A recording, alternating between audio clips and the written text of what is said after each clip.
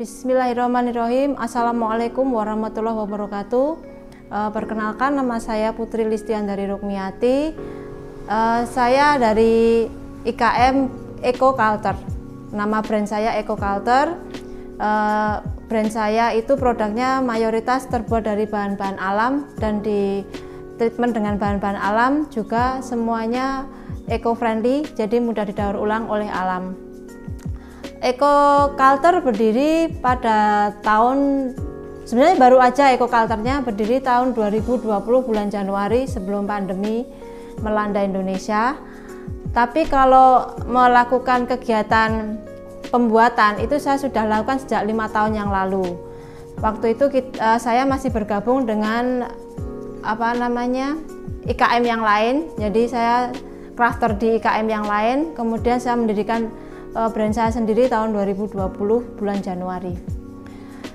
Bagaimana Anda menyiapkan produk Anda, mulai dari menuangkan ide, gagasan menjadi sebuah karya, kemudian mulai dari pilihan bahan baku, segmentasi pasar, peluang pasar, kemudian tren pasar saat ini? Untuk menyiapkan bahan bakunya, baku alam, jadi bahan baku utama adalah daun-daun. Biasanya mencari di kebetulan saya tinggal di lokasi yang banyak pohon-pohonnya, terutama pohon jati, karena untuk pewarna alam itu yang paling kuat keluar adalah taninya daun jati. Sedangkan untuk pewarna lain biasanya saya juga mencari lagi yang tanaman bunga-bunga dan daunan yang warnanya kuat. Itu bisa di mana aja, di kebunnya tetangga, di sawah-sawah, atau di mana aja, di mana ada pohon-pohonan yang taninya kuat. Biasanya saya mengadakan uji coba dulu kepada tanaman yang akan saya lakukan treatment di produksi saya, karena tidak semua tanaman bisa menempel di bahan baku atau media yang saya pergunakan. Kemudian untuk bahan-bahan yang lain seperti pewarna alam itu saya biasanya beli. Jadi ada toko khusus di Kota Solo ini yang memang menjual bahan-bahan pewarna alam seperti kulit kayu tinggi, kemudian kayu secang, kemudian teger. Itu ada toko tertentu yang menjual. Kemudian untuk bahan baku bahannya seperti kain, besek, kayu-kayu, itu untuk kain saya memang belinya biasanya saya di komunitas EcoPrint, karena kain yang di komunitas EcoPrint itu kain khusus yang berserat alam seperti katun, sutra, kemudian serat nanas, serat bambu, kemudian rayon yang memang tidak ada campuran sama sekali bahan sintetis, termasuk kain belacu dan kain kanvas. Kemudian kalau untuk besek saya langsung mengambil ke pengrajin. Biasanya saya mengambil langsung dari Jogja atau Boyolali yang langsung pengrajin besek. Kemudian untuk kayu kecil-kecil, potong-potongan itu, kebetulan tetangga saya ini ada workshop home decor. Dia hanya menggunakan kayu-kayu besar, jadi saya manfaatkan kayu-kayu kecil potongannya sudah nggak kepake lagi untuk produksi saya, misalnya untuk souvenir, kemudian home decor yang lebih kecil-kecil gitu, atau untuk wadah-wadah yang kecil-kecil.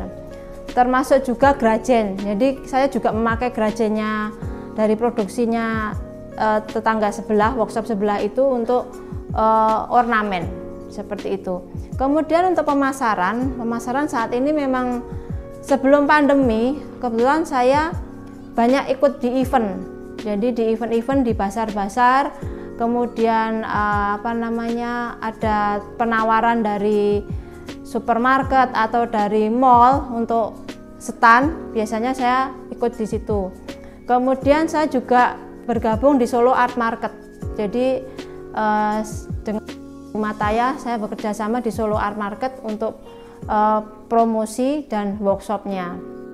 Tapi memang ke online, walaupun saya belum punya website sendiri untuk penjualan, saya melakukannya biasanya lebih banyak ke media sosial yang saya miliki.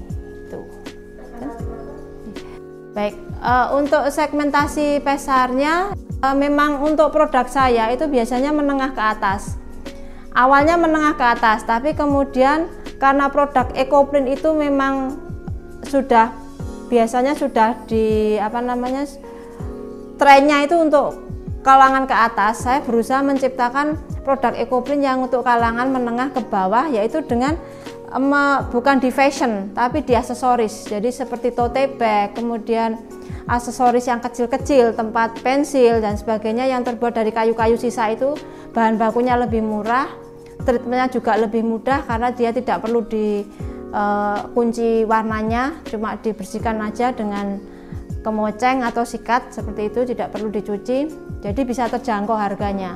Jadi saya menjangkau pasarnya mulai dari menengah ke atas, kemudian menengah ke bawah untuk barang yang kecil-kecil seperti itu.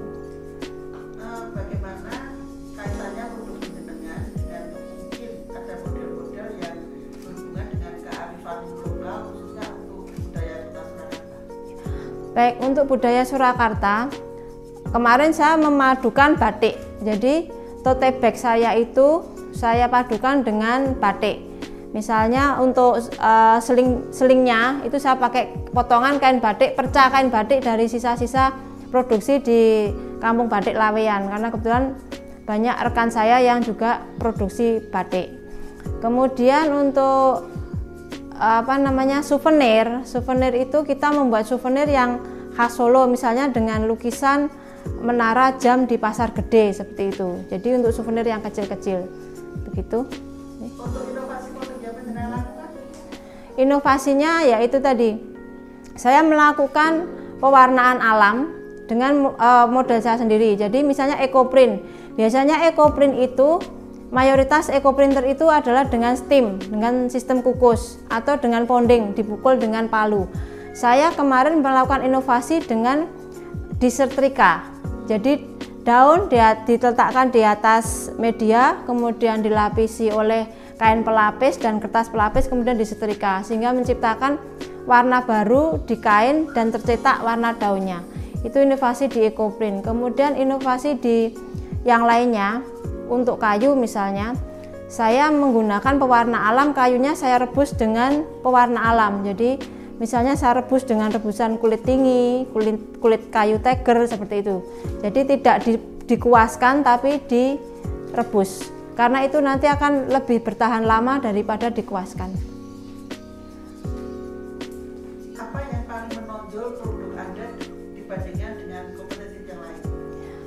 Produk saya lebih ke eco-friendly ya, karena saya zero waste. Jadi mulai menggunakan bahan-bahan sisa yang dari produsen home decor, dia menggunakan bahan kayu besar, sedangkan kayu-kayu kecil masih saya gunakan lagi, kemudian gerajannya saya gunakan lagi, dan yang jelas karena semuanya berbahan baku alam dan menggunakan pewarna alam, jadi itu semuanya bisa didaur ulang oleh alam. Untuk tren pasar saat ini atau kebutuhan pasar saat ini seperti apa? Untuk kebutuhan pasar saat ini untuk kain EcoPrint memang karena kondisi pandemi ya, secara perekonomian juga menurun, untuk kain EcoPrint memang menurun. Tapi untuk souvenir yang sifatnya efektif dan efisien, jadi souvenir yang bisa digunakan untuk wadah itu lebih bagus penjualannya. Jadi misalnya tempat pensil, kemudian tempat flash disk, jadi tempat flash disk kecil itu, kemudian besek ini ada yang digunakan untuk hantaran pengantin seperti itu. Kemudian kaitannya dengan manajemen usaha penjagaan, baik itu masalah pembukuan maupun pemasaran. Apakah ada SOP yang penjenengan kerjakan atau penjenengan buat berkaitan dengan bagaimana cara memproduksi suatu karya, misalkan souvenir ataupun kain, kemudian bagaimana cara pengirimannya, bagaimana cara stok outletnya seperti itu, ada nggak? Kalau untuk manajemen pemasaran, biasanya saya setelah melakukan pemasaran ada order itu saya biasanya pembayaran di muka. Jadi pembayaran di muka, kemudian saya memberikan batas waktu untuk produk yang jumlahnya 100 biji itu maksimal 1 minggu untuk pengerjaan. Produk yang kecil seperti souvenir, tempat-tempat kecil itu 1 minggu. Kemudian untuk manajemen keuangan itu biasanya saya mencatat tiap hari walaupun secara manual, karena memang kita masih IKM yang sederhana gitu Bu. Jadi masih manual, cash flow-nya masih manual, uang masuk uang keluar, kemudian yang untuk modal seperti itu. Jadi masih sederhana sekali. Kemudian untuk manajemen pemasaran yang jelas setiap hari saya selalu upload produk di medsos saya, seperti itu. Bagaimana strategi pengembangan usaha Anda? Strategi ke depan adalah saya menggandeng dan berjejaring dengan stockholder yang terkait, seperti misalnya dinas-dinas terkait. Kemudian juga untuk kedepannya itu kita kerjasama juga dengan crafter-crafter yang lain, karena ada beberapa produk yang sebenarnya saya tidak bisa buat tapi crafter lain bisa, kemudian kita bekerja sama. Kemudian juga bekerja sama dengan lembaga-lembaga penyedia permodalan, karena terus terang untuk permodalan saat ini memang masih sangat kurang sekali. Jadi kita ke depan akan lebih mengembangkan usaha kita ini nanti dengan peralatan-peralatan yang lebih modern, yang lebih maju supaya efektivitas produksinya lebih cepat. Ada nggak showroom?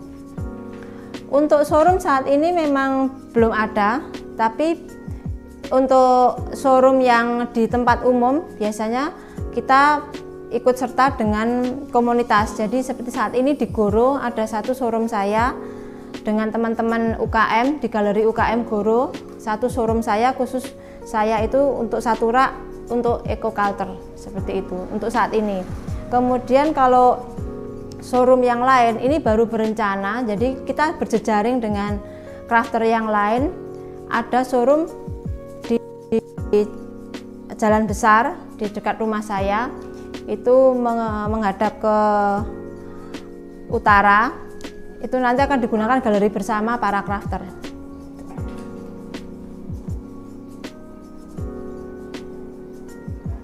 Untuk tenaga kerjaan, apakah ada tenaga kerja tetap?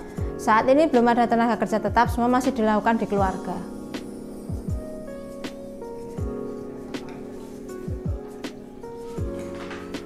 Kaitannya dengan pembangunan lingkungan sekitar, upaya yang Panjenengan lakukan dalam berkontribusi membangun lingkungan sekitar. Upaya saya dalam berkontribusi membangun lingkungan sekitar adalah karena produk saya eco-friendly, maka seperti sisa bahan baku, seperti sisa daun-daun yang setelah di EcoPrint itu saya kumpulkan, kemudian saya buat untuk pupuk organik. Jadi saya menyediakan tong komposer, kemudian daun-daun itu saya composting, kemudian itu saya bisa sumbangkan ke warga sekitar, termasuk ke selama ini yang saya ambil daun-daunnya, bunga-bunganya itu biasanya saya menyumbangkan untuk pupuknya. Kemudian benih, biasanya saya menyumbangkan benih atau menanam benih di tempat biasa saya memetik daun-daunan dan bunga-bungaan. Harapan ke depan. Harapan ke depan semoga usaha saya ini berjalan lancar, sukses, dan semoga pandemi segera berakhir sehingga untuk event dan untuk showroom bisa tetap berjalan dan semakin maju, juga semakin lancar. Terima kasih yang sebesar-besarnya kepada Dinas Ketenagakerjaan dan Perindustrian Kota Surakarta atas kesempatan yang diberikan kepada saya untuk mengikuti lomba Industri Inovasi Award tahun 2021, sehingga saya diberi kesempatan untuk maju ke final dan diberi kesempatan untuk tampil menampilkan produk saya dan brand saya. Semoga ke depan Dinas Ketenagakerjaan dan Perindustrian semakin maju dan semakin jaya.